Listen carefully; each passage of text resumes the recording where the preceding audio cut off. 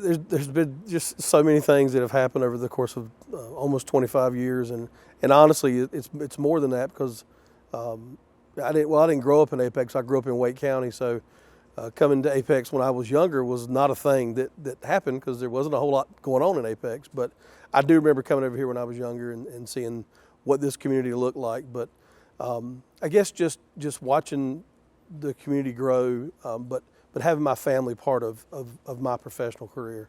I've been married almost as long as I've been a police officer, and my kids are 20 and 18, and they've been with me, gosh, every step of the way,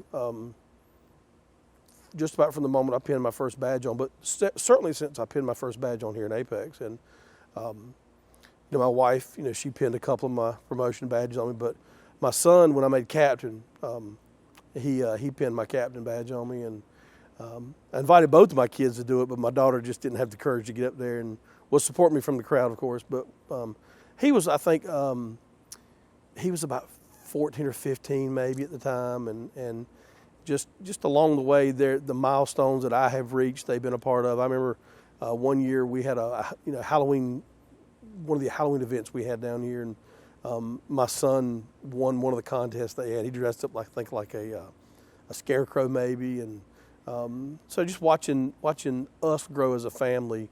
And while we don't live in Apex, we've spent so much time here. It's just been so important for us, and just the memories that we have shared as a family, just in and around Apex, from coming to dinner while I was on shift work to just the different award ceremonies and events, Peak Fest, Christmas parades, and just so many things that have happened over the course of my career here. Is just this will always and forever be a part of my life and part of the history of who the Best family is.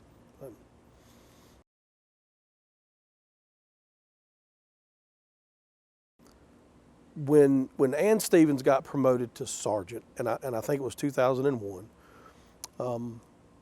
if you're around me long enough, if you know me at all, I've been involved with the torch run for Special Olympics I'm in my 23rd or 23rd year, I think of that, 22nd, 23rd year. It's been so long I don't remember, but we as an agency weren't doing a whole lot, and I remember she was kind of carrying the flame then a little bit, and I saw an opportunity for me to get involved in something that, quite frankly, I was uncomfortable with. Being around individuals with intellectual disabilities was something I just was not. I didn't have a passion for it back then, but I did have a passion for this police department and for us being involved in something that was bigger than us. And I knew nothing about Special Olympics back then, and so I got involved in an organization 20 plus years ago, with the hope that we would sell a few T-shirts, bring a little bit of awareness to what the cause was. And my first goal after that first year was to get on the back of the T-shirt. And back then you had to raise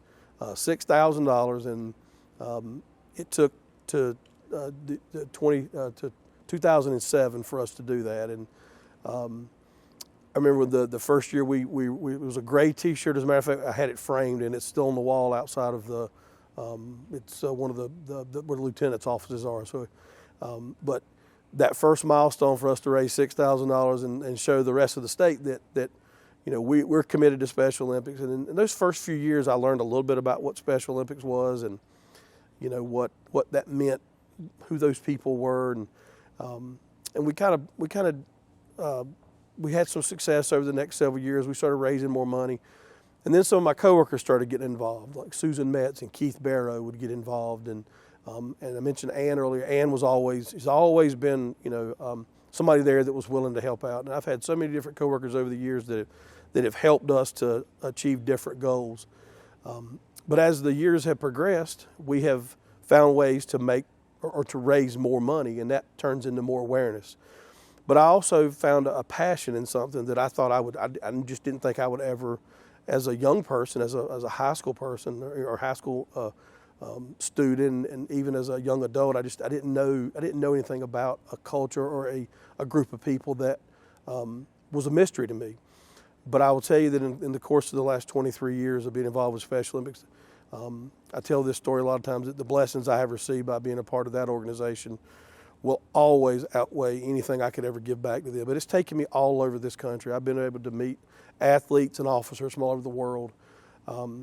We have, since I got involved in Special Olympics and since the team that we put together have started doing this, we've raised, if you count this year, we'll be in the ballpark of about $450,000 over the course of 20 plus years. Yeah, it's a lot of money, and it's helped to further the cause for Special Olympics. But what it's done more than anything is it's brought awareness to, right now we're about 40,000 athletes across North Carolina that lets them travel and train free of charge. But really the course of the last 5 or 6 years, I have been able to generate some relationships with other officers from other parts of the state, but more importantly with the athletes. I've got athletes that I'm friends with not just the athletes, but with their families, with their moms and dads, even their brothers and sisters. So much to the point where my wife has gotten involved with it as well. And there's an athlete from the western part of the state that calls Christina every single week religiously. But it has probably been one of the, outside of meeting and marrying my wife and having my children, probably one of the biggest life-changing experiences of my life. And I was very honored to be inducted into the Torch Run Hall of Fame 2 years ago.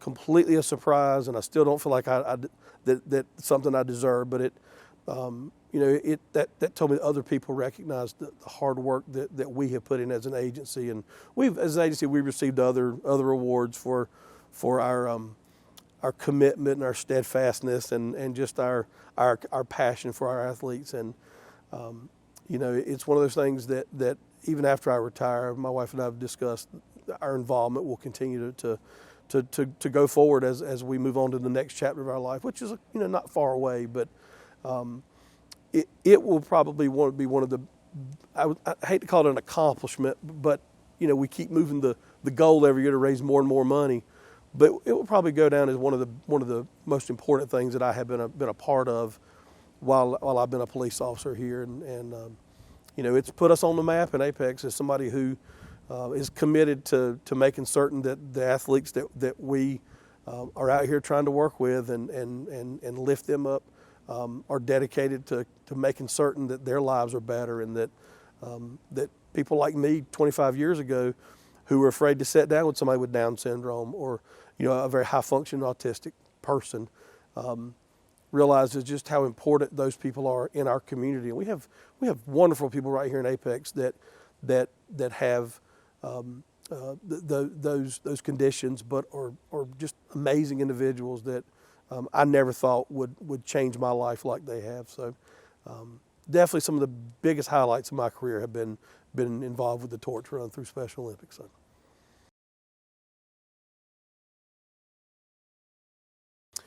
Oh, well, it's while we have grown so much over the last, I guess 25 years since I've been here, we still feel like somewhat of a small town, and the relationships that I have been a part of since I've been an employee with the town, it just feels right. I had an opportunity to leave and go back to the sheriff's office several years ago, and I came really close to doing that. And I remember having a conversation with I think it was Sergeant Gilbert at the time about whether to stay or go, and we talked about the department and the community, and family was mentioned back then, and I told him then, I said, if I'm going to stay, then I'm going to commit to this being my home, and home meaning my police home, but also I spend as much time in this town as I do with my family, and it feels comfortable, but it also feels I still feel loved. I still feel welcomed around here after all these years, and I might not know as many people as some folks that have been around here for that many years, but I still feel like this place matters. This building matters, but more than anything, the people in this town still matter. I don't. There's some days I don't want to come to work, but that's because some days would just rather stay home with my family. But I do know when I do come here where I'm coming to, and it's still somewhere that I know that I'm welcomed and I'm appreciated and I'm loved, and I think that's For me, that's what I look for in a lot of things in my life, is somewhere that I feel like I'm making a difference, and they want me to come around still, So.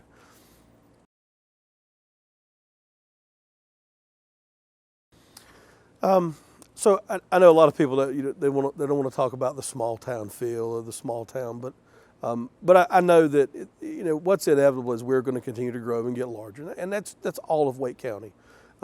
Somebody who spent 48 years in this county and have seen the changes and the growth, it makes me sad sometimes to see how big everywhere around us has become. But I mean, it's just it is what it is, and it's inevitable that things change, and I don't like change at all. But what I do hope will continue to happen is we'll continue to as an agency, as a police agency, as a town, that we'll continue to be able to serve anybody who wants to come live in Apex. And that's the one thing that I think the potential for this town will continue to stay is it's a place that that anybody that wants to come be a part of something that is, it's a great place to live. That we will still be welcoming to people who want to be a part of something a little bit special. And I know this community's changed a lot over the course of my career here. And I remember when I got promoted to captain, I had to give the keynote speech for that ceremony, and I talked about the beginning of law enforcement, police work, and kind of what our call to action was, and what we are told our job is that we work for the people. And while a lot of people don't like change, that's what we do. We have to be receptive to our community and what they expect out of us. And being a public servant is just that. We have to serve our community, within reason, of course. And we all have our responsibilities to make this a good place and a great place and a safe place to live. And so I think that the potential for Apex, even as we grow larger, is still very, very good. It continues to be a safe place to live, work, and worship. And I'm proud to have been a part of that. And when I'm long gone from here, I would like to think that those of us that got us to that point, the people that we have tasked with taking that challenge on, will continue to see where we've come from, but also what lies ahead for Apex, and just that warm welcoming community for anybody who wants to come be a part of something as special that we've been a part of for the years that I've been a part of Apex.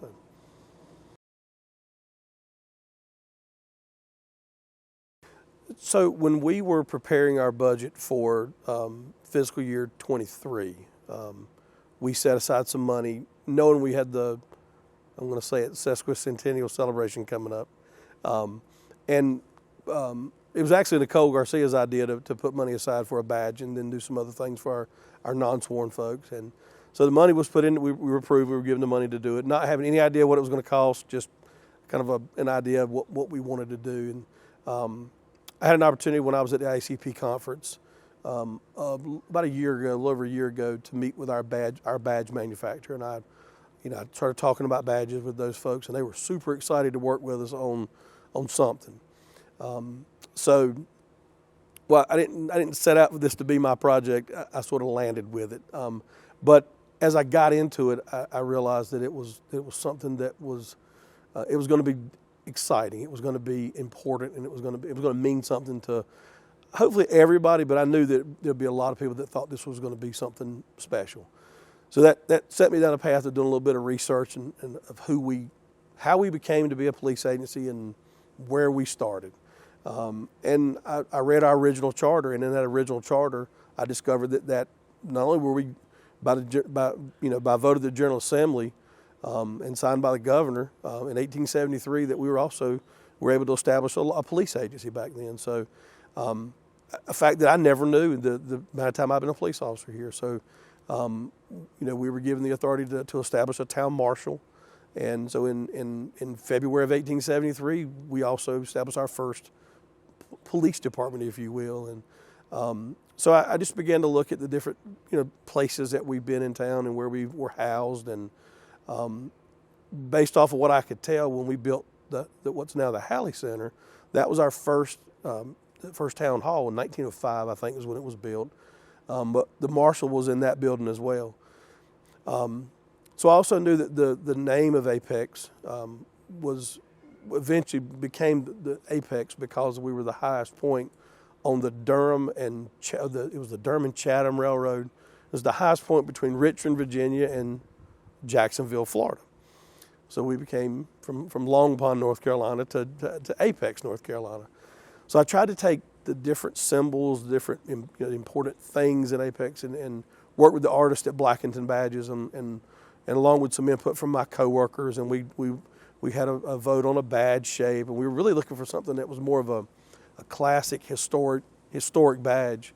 So that's the shape of this badge. Kind of came from some inspired places like Boston, Massachusetts, and places that have long old history in law enforcement. And I kind of let the artists at Blackington Badges go with the images that I had sent them. And so what you'll see on our badge is the First Town Hall and Police Department of the Halley Cultural Arts Center. And then while the locomotive holds no real importance to Apex, it is a period locomotive that would have been on that railroad track, one like it in the mid-1870s. And then the steam coming out of it was a touch they had. But probably one of the things that I think is the neatest part of this badge is the outline of it is railroad tracks.